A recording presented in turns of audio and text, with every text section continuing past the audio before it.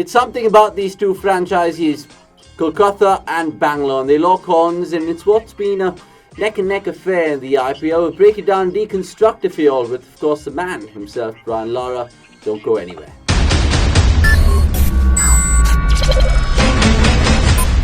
Yup, ladies and gentlemen, you're watching Criclytics Man vs. Machine. I'm looking dapper in the red is what I think, but Brian, more importantly, has got a new funky look going on with the glasses and whatnot. Brian, it's my team up against KKR. Is there going to be any banter up front?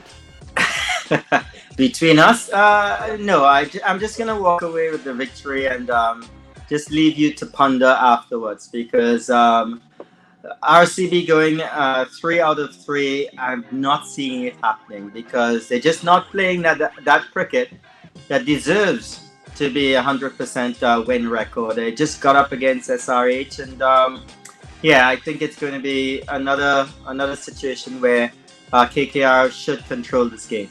We'll prove you wrong, Brian. Don't worry about that. Let's move on to the things which matter. And, of course, one headache which RCB have, jokes apart, is, of course, Yuzvendra Chahal. Now, he hasn't been himself. IPL 2020, he bagged 20 wickets. But since then, he's just bagged 9 wickets, gone wicketless in this IPL. More importantly, it's a big headache for him, right? Yeah, it is. I mean, obviously, an Indian spinner in the T20 version of the game. And he's been pretty successful. But there's a lot of young players coming up, and Chakravarti is one. There are quite a few of them mystery spinners that you'll have to be very careful of. He is the traditional leg spinner.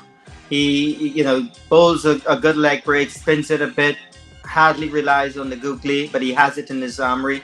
But he need to do a little bit more, and he need to be a lot more consistent and more wicket taken. I mean, we can understand if he goes for a lot of runs, but he's a wicket taker, and if you're not putting wickets in your bag when you're bowling leg spin, you could be in for some trouble. Yeah, only time will tell, of course, if that will be true. And now let's, of course, dissect Kolkata Knight Riders and Owen Morgan in this brand of cricket. Is he using the same England blueprint for the Knight Riders, Brian? Yes, but it's nothing wrong with that blueprint of aggression and more aggression. Always trying to put the pressure back on the bowling team immediately, don't matter what. But on some occasions, you've got to take into consideration the pitch that you're playing on. And this pitch is not conducive to that sort of cricket. This pitch wants you to stay out there and bat, score 7, 8, maybe 9 runs and over coming to the end, 10 runs and over coming to the end. Do not go out there thinking that you can crunch the ball and spank it to all parts of the ground in the last 5 overs. You've still got to respect what's going on out in the middle. The opposing captains, the fielding captains have realized what's happening. They're saving their best bowlers for those kind of situations. So you've got to counteract that by playing sensibly. Yeah, let's see what happens, of course, and if that's the same trend which carries on. Back to RCB for your 1 minute pitch time, because right now I want to wonder if you will stick with the same combination with what they've been going for, or will you make any changes?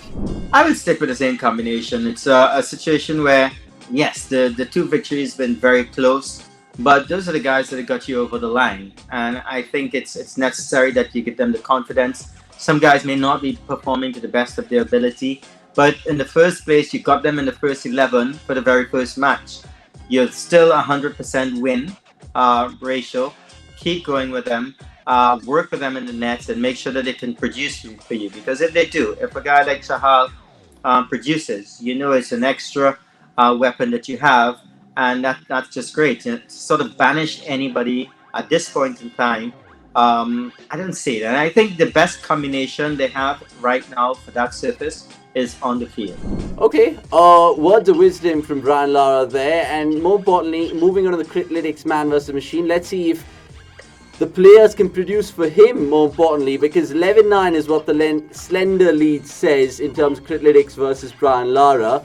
Let's see what the offering has today in terms of batting first, because Nitish Rana is what the Criclytics machine thinks and is going with, in fact, because he averages 50 as an opener. Brian, who are your batsman choices for this match? My batsman choice is going to be Tripathi. I think that he is pretty aggressive, maybe over-aggressive in the last game. He came in and he looked like if he just wanted to go from ball 1. But when he's on the go, I think you're kind of definitely going to get runs, and you're going to get at a very quick rate. Nitish Rana has performed very well, but I think teams are getting to understand that, okay, he relishes the pitch down there. It's bouncing, waist high, perfect for his sort of batting. But I think he's going to be tested by some good fast bowling. Yeah, another man who relishes the pitch will be, of course, Harsha Patel. He bagged that fifer, the first fifer against Mumbai Indians in the history of the IPL. He's been, of course, picked by Criclytics, Brian, for this one to bag the most amount of wickets. Do you concur with the robot? No, I don't think so. I think I'm gonna go with Pat Cummins, a guy who sort of get the ball to swing away, but he can angle it into the stumps. And I believe that that sort of delivery is going to be very potent on that surface, getting the ball to angle and looking for LBWs, looking for ball downs. So I believe that Pat Cummins for me is going to be my choice. Wow, I love how you disagreed with the Criclytics machine twice. Let's move on to the third path then, which is the all-rounders. There's Glenn Maxwell, there's Andre Russell. But guess what? The man who bagged 10 on 10 in our report card from Criclytics last time out, Shehbaz Ahmed. And by the way, ladies and gentlemen, we're doing a little small video on him, so you should watch that on our platforms. Let me just put it in there. Is being picked by Criclytics. Brian, do you agree with the machine, or do you think Andre Russell will probably trump you more points in all-rounders? Can I bring somebody else into the picture? Sure, absolutely. I like Saqib. I think the left arm spinner from Bangladesh is going to be the one that could pick up the all-rounders spot. I think Andrew Russell is still struggling a bit. Everybody's focused on him. KKR has got Saqib as one of their strengths, and I believe that this could be an important match for him. You're certainly bleeding purple by the predictions that you're making. You're going for Tripathi, Cummins, Shakib. By the looks of things, it's going to be a Kolkata party out there in Chennai. Let's move on to the wicket keepers, and please pick AB de Villiers because he's going up against Dinesh Karthik. It's a no-brainer, Brian. Come on. Yes, I'm going to pick him simply because, on one of these shows, I lost points because my wicketkeeper did not bat.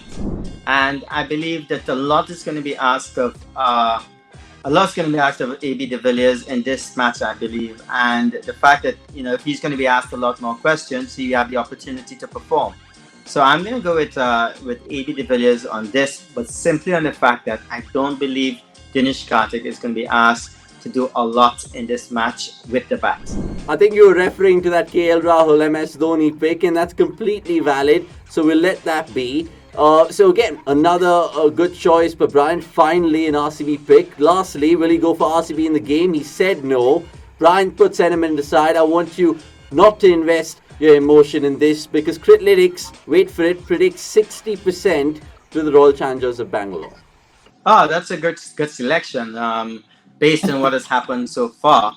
But I think the machine's got it wrong. I think the aggressive mode of KKR, maybe it's not always suited to this track, but against this opponent and what this opponent has in its armory in terms of bowling, I believe that they can get away with it. The fact that they also have three left-handers in Owen Morgan, Saqib Hassan, and Nitish Rana, I think it's going to nullify any sort of effect any of the spinners have. To have a top 6 batting or top 7 batting with 3 left-handers in would be very important on this surface.